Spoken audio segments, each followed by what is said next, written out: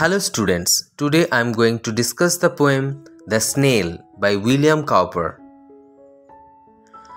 প্রথমে William Cowper সম্পর্কে আমরা একটু জেনে নিই। William Cowper 1731 to 1800 was one of the most popular poets of his times. William Cowper 1731 সালে জন্মগ্রহণ করেন এবং 1800 সালে মারা যান। তিনি সেই সময়ের বিখ্যাত কবিদের মধ্যে অন্যতম ছিলেন। Cowper changed the direction of 18th century nature poetry by writing about the English countryside and the everyday lives of people. Cowper অষ্টাদশ শতাব্দীর সেই নেচার পোয়েম বা প্রকৃতিগত কবিতার ধারা পরিবর্তন করে তার পরিবর্তে ইংল্যান্ডের গ্রামাঞ্চলের প্রকৃতি, পরিবেশ এবং সেখানকার মানুষের দৈনন্দিন জীবনযাত্রা সম্পর্কে লেখেন। কান্ট্রিসাইড মানে হলো গ্রামাঞ্চল বা ভিলেজ। কান্ট্রি এবং কান্ট্রিসাইড দুটো ওয়ার্ড কিন্তু আলাদা, মনে রাখতে হবে। কান্ট্রি মানে দেশ, কিন্তু কান্ট্রিসাইড মানে হচ্ছে গ্রামাঞ্চল, village. His famous works include Olney hymns and the task. তার বিখ্যাত কাজগুলির মধ্যে অন্যতম হলো Olney hymns and the task. এবার কবিতাটির থিম সম্পর্কে একটু জেনে নেওয়া যাক। The poem takes us into the private world of a snail, where it is seen to lead a self-sufficient life. We are allowed to observe in minute detail the small yet self-contained world in which a snail lives. এই কবিতাটিতে একটি শামুকের একান্ত ব্যক্তিগত জীবনের ওপর আলোকপাত করেছেন কবি। শামুকটি নিজের মতো স্বয়ংসম্পূর্ণ জীবনযাপন করে। এই কবিতায় শামুককে তুলে ধরা হয়েছে এমন এক প্রাণী হিসাবে যে নিজের ছোট্ট জগতে থাকতেই পছন্দ করে। শামুকটি এই পৃথিবীর একটি ক্ষুদ্র স্থান অধিকার করে আছে। এই কবিতায় আমরা দেখব সেই ক্ষুদ্র কিন্তু স্বয়ংসম্পূর্ণ স্বনির্ভর জগৎ যেখানে শামুকটি থাকে। এই কবিতাটিতে কবি সবাইকে সেলফ সাফিসিয়েন্ট বা আত্মনির্ভরশীল হতে বলেছেন। পরনির্ভরশীল না হয়ে নিজের পায়েই দাঁড়াতে হবে। স্নেল হলো একটি সেলফ সাফিসিয়েন্ট প্রাণী। স্নেল জানে কিভাবে নিজে খাবার জোগাড় করতে হয়, বিপদ থেকে বাঁচতে হয়, কিভাবে নিজেকে নিজেই সাহায্য করতে হয়। স্নেলটি কারোর উপর নির্ভরশীল নয় নিজের জীবন অতিবাহিত করার জন্য। কবি আমাদের বলছেন আমাদের একটি স্নেলের মতো আত্মনির্ভরশীল হতে হবে।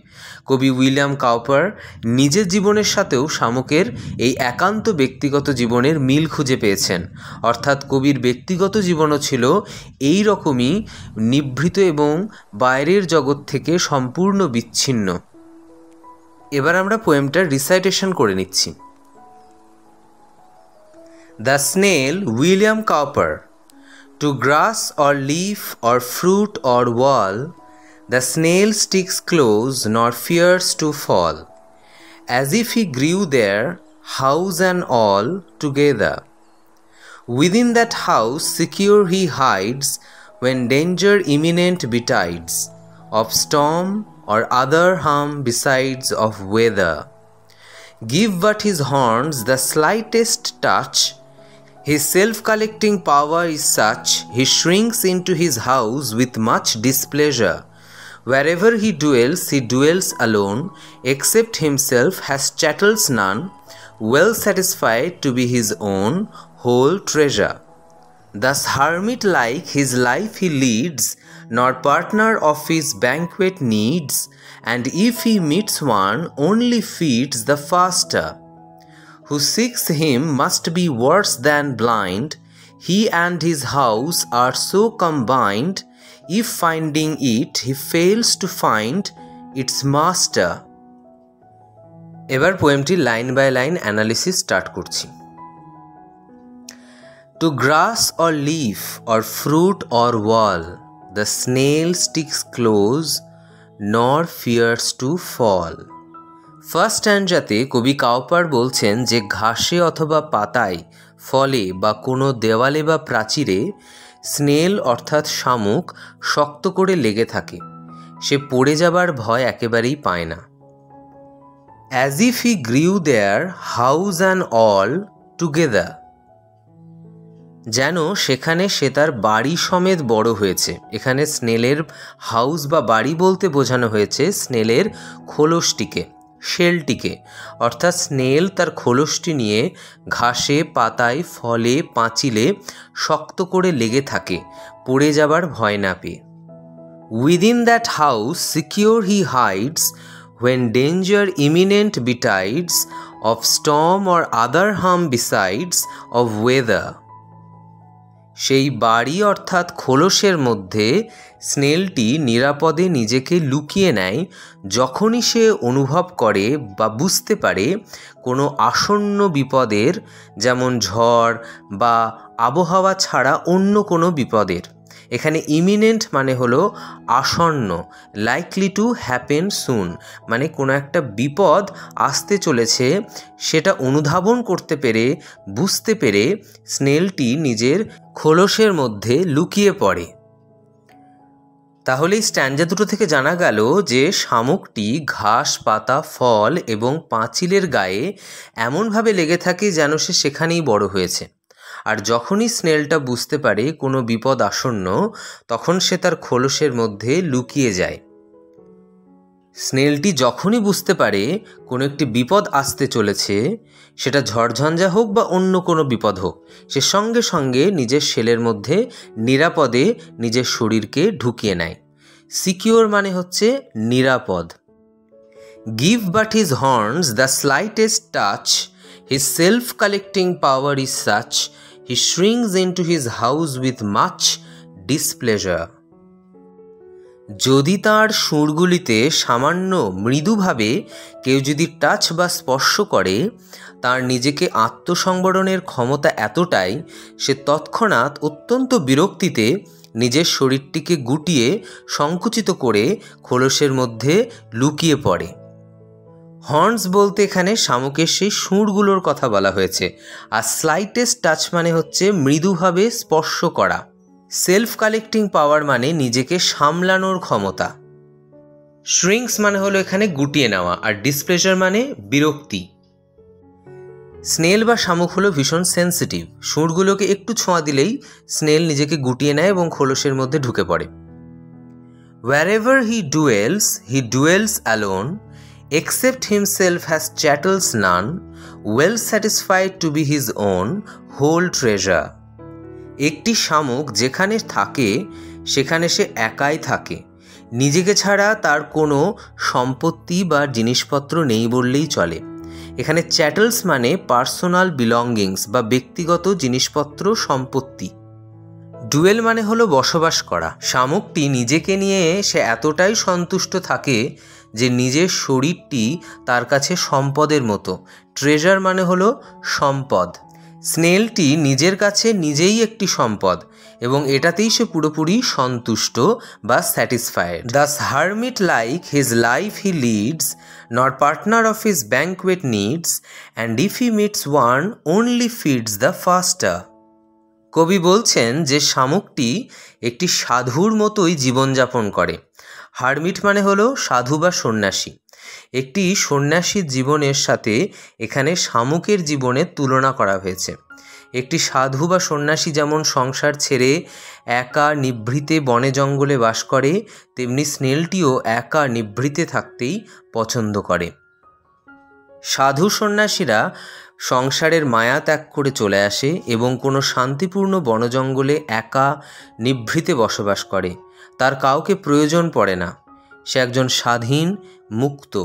এই স্বাধীনচেতা আত্মনির্ভর জীবনকে বোঝাতে শামুকের জীবনের সাথে সন্ন্যাসী বা সাধুর জীবনের তুলনা করা হয়েছে।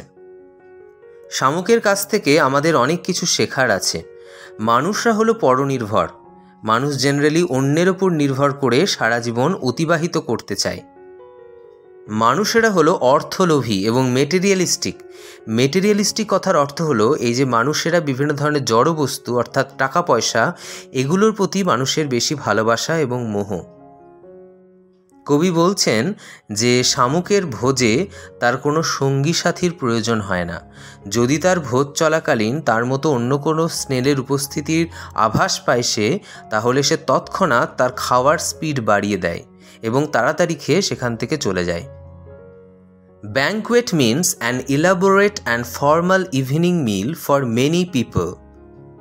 অর্থাৎ অনেক মানুষের সমাবেশে সন্ধ্যাবেলার ভোজ, এটাকেই ব্যাংকুয়েট বলা হয়। Who seeks him must be worse than blind. He and his house are so combined. If finding it he fails to find its master. কবি কাউপার বলতে চাইছেন যে একটি শামুক এবং তার হাউস বা খোলসটি কম্বাইন্ড এবং অবিচ্ছেদ্য। শেল বা খোলসটি স্নেলের একমাত্র সম্পদ, শেলটি তার একমাত্র অবলম্বন। শেল বা খোলস ছাড়া স্নেল বা শামুকের অস্তিত্ব কল্পনাই করা যায় না। এই খোলসের মধ্যে থেকেই শামুক আস্তে আস্তে বড় হয়। কোনো একজন শিকার মানে যে শামুকটিকে খুঁজছে, সে শামুকের খোলসটি দেখতে পায়, কিন্তু সে দেখতে পায় না তার মাস্টারকে অর্থাৎ শামুককে, কারণ স্নেলটি তার খোলসের মধ্যে লুকিয়ে রয়েছে। এই অর্থে কবি সেই শিকারকে বলেছেন একজন ব্লাইন্ড বা অন্ধ ব্যক্তির থেকেও খারাপ। একজন ব্লাইন্ড পারসন বা অন্ধ ব্যক্তি কোনো কিছু দেখতে একেবারেই পারে না, কিন্তু একজন স্বাভাবিক ব্যক্তি, স্বাভাবিক দৃষ্টিসম্পন্ন ব্যক্তি, সে যদি খোলসের মধ্যে লুকিয়ে থাকা স্নেলকে দেখতে না পায়, তাহলে সে একজন অন্ধ ব্যক্তির থেকেও খারাপ, এটি কবি বলেছেন। এই অর্থেই কবি একজন শিকারকে ওয়ার্স দ্যান ব্লাইন্ড হিসাবে এই স্ট্যানজাতে ডেসক্রাইব করেছেন। এখানে মাস্টার বলতে কিন্তু শামুককে বোঝানো হয়েছে, অর্থাৎ তার যে খোলসটা সেটা তার বাড়ি, এবং সেই হাউসের মাস্টারকে সে হচ্ছে সেই স্নেল বা শামুকটি। এই কবিতায় একটি বিষয় লক্ষ্য করার মতো যে কবি এখানে স্নেলকে বোঝাতে হি হিম এই প্রোনাউনগুলি ইউজ করেছেন। কবি যদি শামুককে একটি তুচ্ছ প্রাণী হিসেবে বোঝাতেন তাহলে তিনি ইট প্রোনাউনটি ইউজ করতেন। আসলে কবি এই কবিতায় শামুককে বড় করে দেখাতে চেয়েছেন, শুধুমাত্র একটা তুচ্ছ প্রাণী হিসেবে কিন্তু তিনি এটা দেখাননি। আর কবি নিজের জীবনের সাথেও একটা স্নেলের জীবনকে রিলেট করতে পেরেছেন। কবির নিজের জীবনও ছিল আত্মনির্ভরশীল এবং নিভৃত, বাইরের জগৎ থেকে বিচ্ছিন্ন। তাহলে কবি এই কবিতার মধ্য দিয়ে আমাদেরকে একটি শামুকের মতো আত্মনির্ভরশীল, স্বাধীন চেতা এবং মুক্ত হওয়ার পরামর্শ দিয়েছেন। এই কবিতায় কবি একটি সুন্দর রাইম স্কিম এবং রিদমিক প্যাটার্ন ইউজ করেছেন। কবিতার একেবারে ফার্স্ট স্ট্যানজাতে আমরা চলে যাচ্ছি। সেখানে যে লাইনগুলোর লাস্টের যে ওয়ার্ডগুলো সেগুলো আমরা দেখলে বুঝতে পারবো। লাস্টের যে ওয়ার্ডগুলো যেমন ওয়াল, ফল, অল, এই তিনটের কিন্তু মিল রয়েছে, আর লাস্টে একটা ওয়ার্ড রয়েছে টুগেদার। তেমনি সেকেন্ড স্ট্যানজাতে লাইনগুলোর লাস্টের তিনটে ওয়ার্ড হাইডস, বিটাইডস, বিসাইডস, এই তিনটের কিন্তু মিল রয়েছে, আর একটা ওয়ার্ড রয়েছে ওয়েদার। ফোর্থ স্ট্যানজাতে টাচ, সাচ, মাচ, এই তিনটের মধ্যে মিল রয়েছে, আর লাস্টে ওয়ার্ড রয়েছে ডিসপ্লেজার।